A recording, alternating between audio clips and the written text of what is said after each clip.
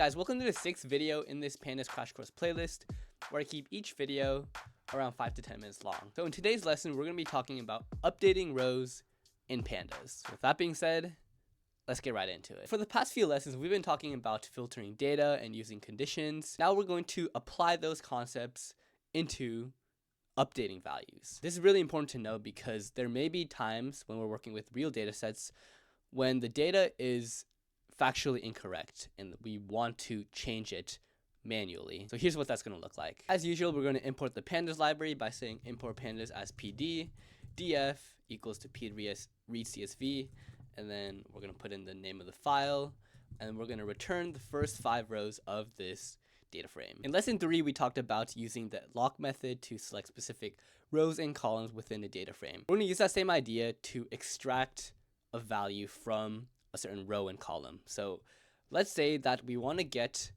the value that's in row 5 and it's in the state column. So we can say lock, and then we pass in the name of this row, which is 4, and then we're going to pass in the column name, which is state.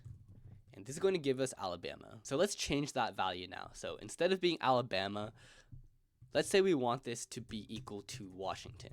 So this is going to update the data frame so that the value, instead of Alabama, is now Washington at the row label of 4 and the column name of state. So if we run df.lock and then say for state again, that's going to give us Washington. So it's important to notice that this operation is in place. Okay, so that example showed us how to update a single value. However, in most cases, we're going to be updating multiple rows at the same time.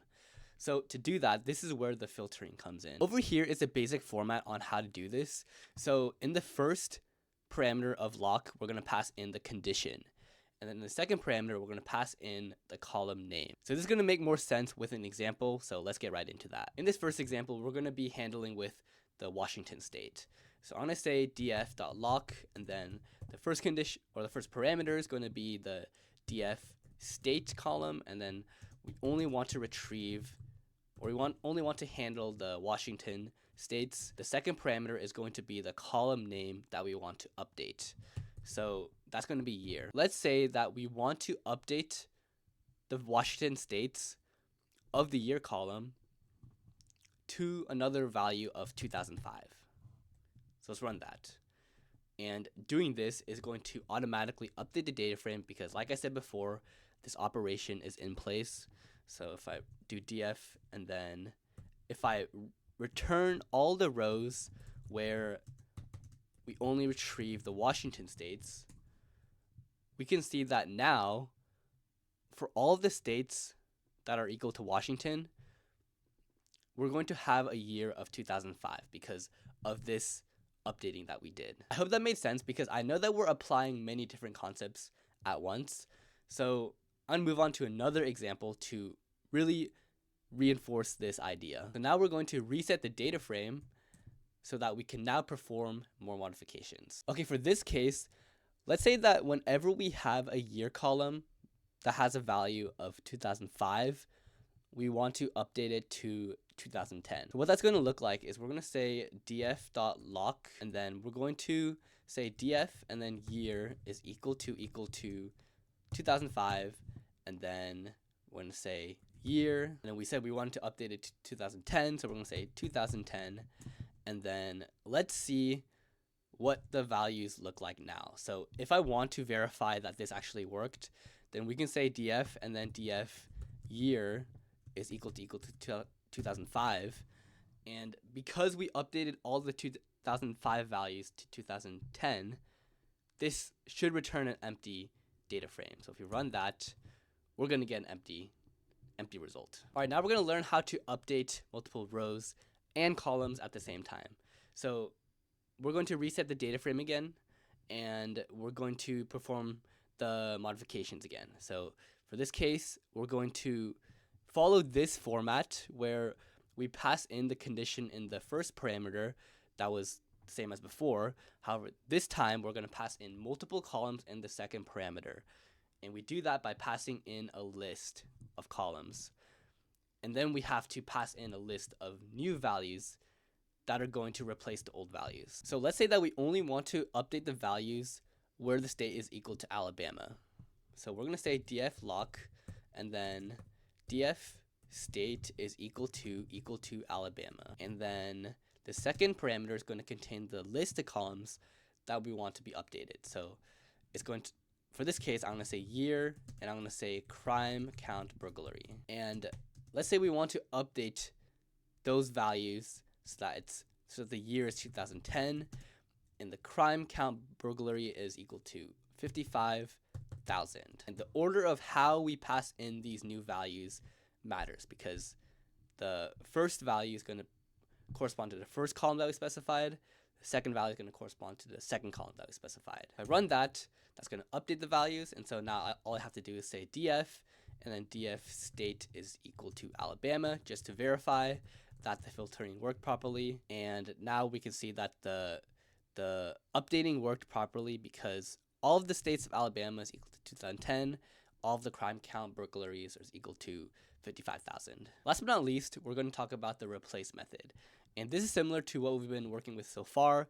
However, the notation is slightly different. So let's say we want to update the year column. So I'm going to say df year, and then set that equal to df year. And I'm going to say dot replace with 2000 with 2010. And notice I'm just following this format over here, where we're swapping all of the 2005 values with 2010. So if I do that, now I'm going to say df, and then df year is equal to 2005.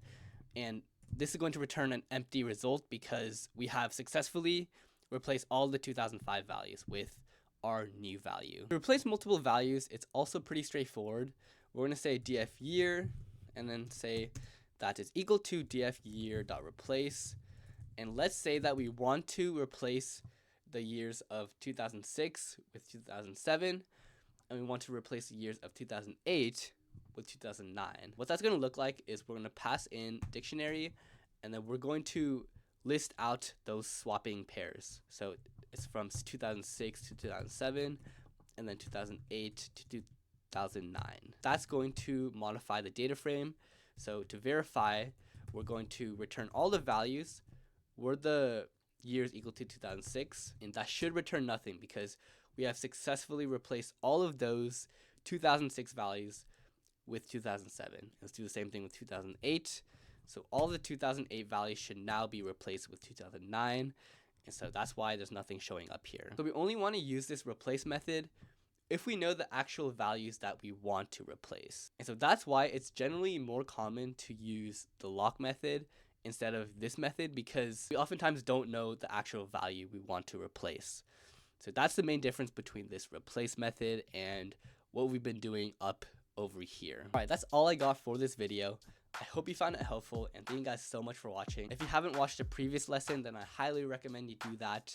It's on advanced filtering. If you haven't seen the next lesson, then stay tuned for that, because it's going to be on cleaning missing data, and if it is already out, then you'll see it pop up on the right hand screen. Hopefully I see you in one of those two videos, and hope you guys have a good day.